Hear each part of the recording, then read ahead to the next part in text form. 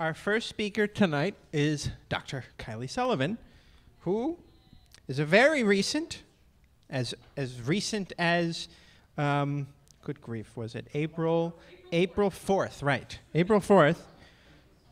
I don't remember because I wasn't here, but yes. And you watched it. I did watch it, though. I did watch it.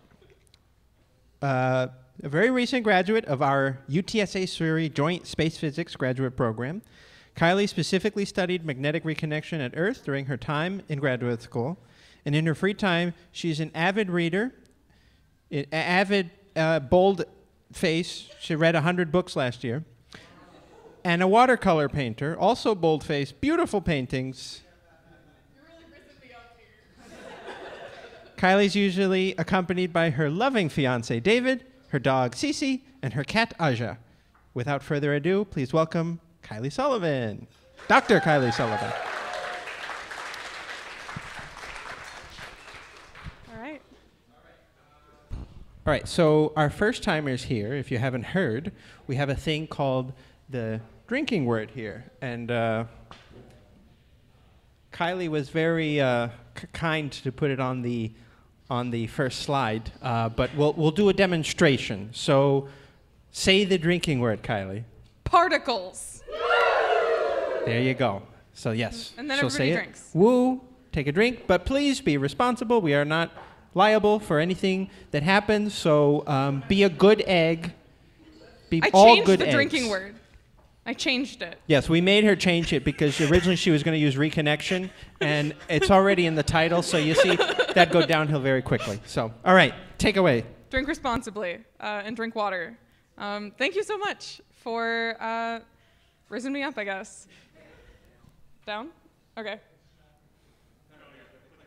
Oh, down. I was like, I thought the mic was in the right spot. So I'm going to talk to you today about an introduction to the physics of magnetic reconnection, which is a topic near and dear to my heart. As Michael said, that is what I did my whole PhD on. So I know enough about it to get a PhD. I will not say everything because that feels impossible. The drinking word is particles, so every time I say that, do that. Oh, perfect. So we're going to start really big picture. I'm going to start with what is plasma, because I know not everyone here studies plasma, specifically in space. So plasma is essentially, as I say up there, highly electrified gas. So it is gas that has been electrified. It is made up of ions and electrons. And because it is made up of electrified particles, its motion is driven by magnetic fields. Now, this is going to come into big play later, but just know that the motion is driven by electric fields and magnetic fields, and that, as you could probably imagine, the sun has a very large magnetic field that impacts a lot of things. The Earth has one, Jupiter has one, a bunch of other celestial bodies have magnetic fields. A bunch of things have magnetic fields, but it drives the motion of plasma. So, what is magnetic reconnection? I went to our favorite place, Wikipedia, which has, first of all, this lovely GIF, and second, a very interesting and very jargon-filled introduction to magnetic reconnection. So this is just the first 2 lines of the Wikipedia article. Magnetic reconnection is a physical process occurring in electrically conducting plasmas in which the magnetic topology is rearranged and magnetic energy is converted to kinetic energy, thermal energy, and particle acceleration. So there's a lot going on there. Let's break it down. So magnetic reconnection is a physical process. So this is something that is physically happening. You can't necessarily see it because you can't look and see a magnetic field line, but it is a physical process. In electrically conducting plasmas, we just went over that, in which the magnetic topology, so those magnetic field lines, are being rearranged. So as you can see in this GIF right here, you've got the red plasma and the blue plasma. And they are being pushed together. You can see those yellow arrows pointing inward. And you get this point where those field lines are actually pushed to such an extent that they connect. And then the magnetic field is rearranged to such an extent that you get those other things that are mentioned in there, that kinetic energy, that thermal energy, and that acceleration. So the particles are changing directions and they are heating up. Make sense? So here is another image, sort of like the GIF, but it's broken down into 3 sections. So you've got that initial where you've got those 2 oppositely directed magnetic fields. So those 2 opposing plasmas. They're also red and blue here, just opposite. And then you've got them being pushed together where you get that X point, hence why it looks like an X, the name. A line of them is called an X line, or a reconnection line. Has a bunch of different names. So if I use that terminology, that's what I mean. And then you've got the final one where that magnetic topology has been completely rearranged, where you've got that different shape of the magnetic field. It looks different than the first picture. So where does this happen? Magnetic reconnection occurs a lot. It is what we call a fundamental plasma process, which means it can and does occur in any plasmas where it is possible. So I have an artist rendition from Goddard here on the left side that showcases reconnection on the sun. So you see that bubble of plasma coming off of, does this have a, nice. So you see this bubble of plasma coming off the sun, and then you see that pinching right here, where you actually get that bubble of plasma that's going to be expelled from the sun in some direction, and if we're lucky, not Earth. If we're unlucky, Earth. And then, so plasma reconnection in plasmas is also seen in labs. We have demonstrated it in labs. We've seen it at Jupiter. We think it happens at the edge of the heliopause, so the edge of where the sun's magnetic field dominates. We think it happens at the edge of a black hole accretion disk. Obviously, those latter 2 are kind of hard to test. Have to get an instrument really close to that, and that's its own can of worms. And then what we're going to delve into today, magnetic reconnection at Earth. So this is really fun. This is specifically what I study. So where does reconnection happen at Earth? The answer is in 2 places, more or less. So the first is signified by this. So this is called magnetopause reconnection.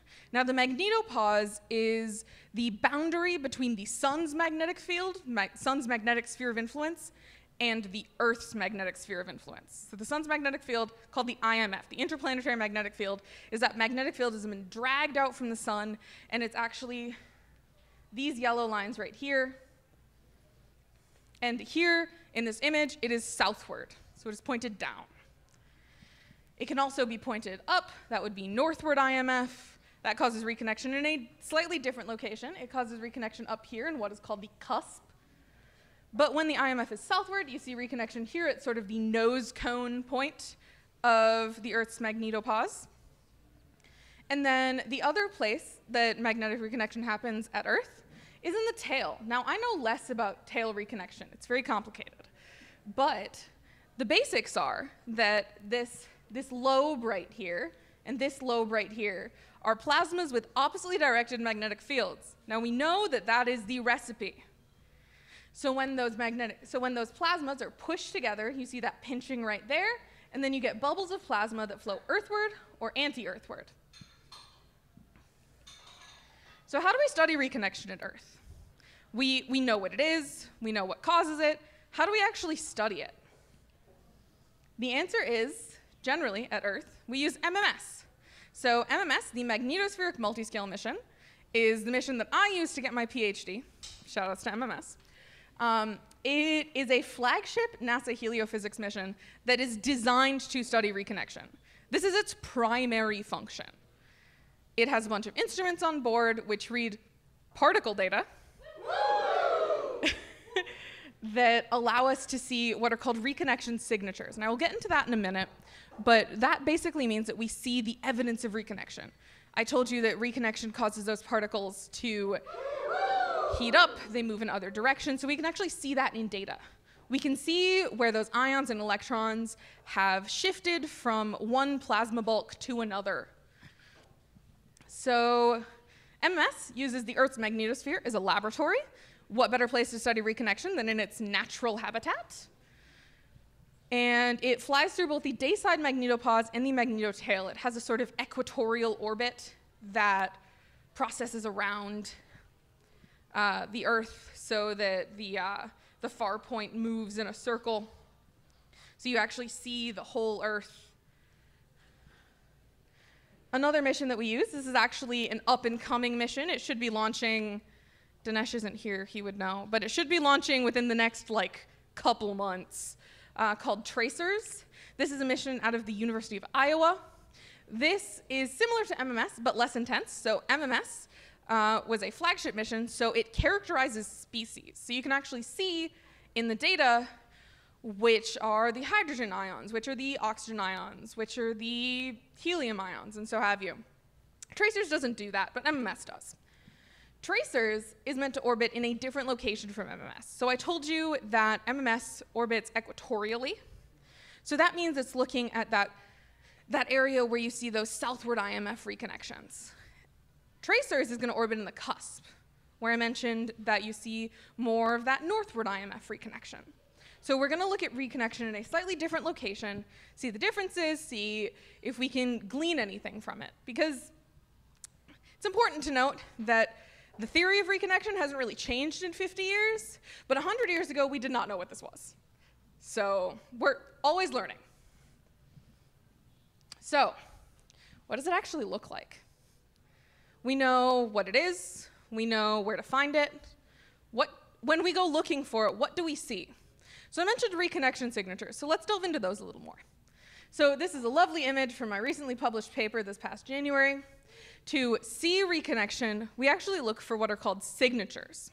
So depending on which side of the boundary we're on, so the earthward side, the sunward side, this MP, this dashed line that's vertical, is representing the magnetopause. You don't really need to understand what's up here. That's just like the boundary layers created by reconnection. But the important bit here is that you can actually see where I've marked the signatures that we're looking for. So we're looking for areas where we see those particles that have changed in energy and are moving differently to the particles that are natively in that area. So, also fun fact, based on these signatures, you can tell where the spacecraft was with respect to the reconnection site. So that's fun. So in data, this is what we see. Now there's a lot going on in this slide, but we're gonna walk through it. So this is ion data over here. So you see this population 1, this is a magnetospheric population. And then you're looking here, this is a reconnecting population. You can see pretty evidently that it has a different energy than the native population there. And that is that signature that we're looking for. So it's traveling along the magnetic field, which in this case means that the reconnection site was south of the spacecraft. So here we've got electron data. There we go. Here we've got electron data, and it's different. It's a different plot. But you're still looking for those same basic characteristics. You're looking for areas where the reconnecting particles are moving at a different energy. They're moving at different speeds. They're moving it slightly differently than the native population there. So I've marked them in these red boxes. So you can see, I don't know if you can see it all the way in the back. I should have blown this plot up. But you can see that there are these little spikes right here that are moving. This is the parallel direction, so it's moving with the magnetic field. So that means that we're seeing the reconnection signatures. We're actually seeing particles that have reconnected on that field line. And this, also important to note, so the electrons for this event meant that the spacecraft was north of the reconnection site. That was really interesting for this. These two plots were from the same event. They were taken about 20 minutes apart. Basically means that the interplanetary magnetic field changed in such a way that that reconnection site moved with respect to the spacecraft. interesting. We actually use this in my second paper. We delve more into why that happens. So, we've learned a little bit about reconnection, I hope. I hope, at least a little. So, thank you for listening. Drink responsibly. Drink water.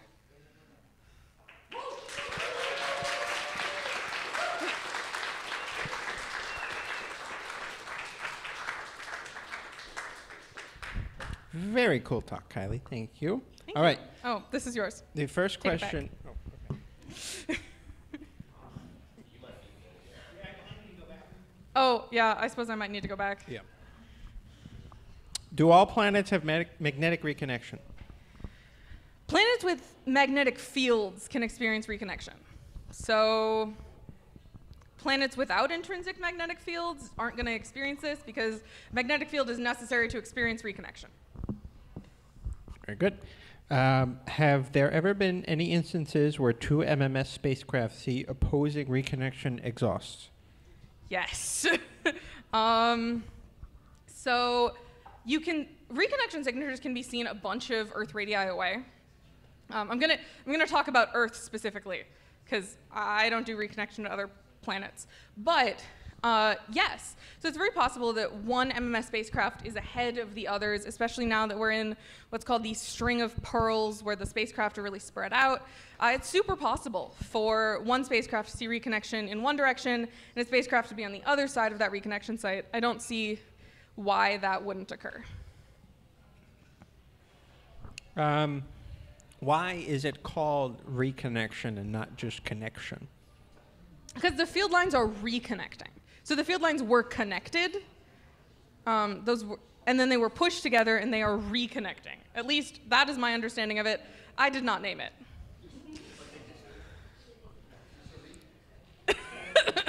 I like this question here. How does magnetic reconnection fit into the broader picture of physics astronomy research? Okay, that's actually a really interesting question. That's not one that I got before. So magnetic reconnection is super interesting. It is a fundamental process. So that basically means that we're gonna see this a lot. So if we're gonna study what's happening in space, this is just one of those things that we're gonna see over and over and over again. So if we're gonna see it so many times, might as well understand what's happening and how it works. Very good. This next question is, well, I think it's a Newton's third law question, but I think it's going to be, the answer is going to be conservation of energy. But figure, what is the opposite reaction of the particles? And they pose it, what are they pushing off of? But I don't think they're pushing off of anything, right? It's more. They're not. That's a conservation of energy thing. Okay, yeah. Yeah. So you've got your magnetic pressure that's being translated into that kinetic and thermal energy. Very good. Good call, though, audience. The Newton's Testing laws me. are important too, but Testing me. never forget about conservation of energy.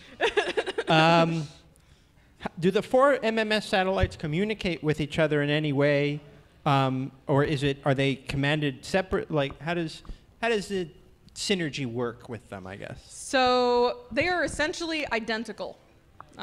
For all intents and purposes, the four satellites are identical. So we pull data from each of them individually. To my knowledge, they don't talk to each other. We pull data down from them. They're a very complicated process. Yeah, that's why they're in different places, so that they can look at different things. Would magnetic reconnection have any consequences for people, like astronauts or a spacecraft, if they're in or near the zone?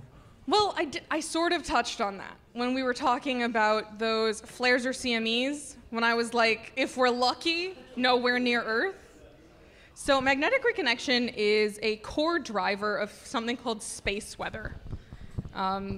Space weather, big buzzword, but basically it's how the conditions in space affect us here on Earth and our communication and things that we use every day.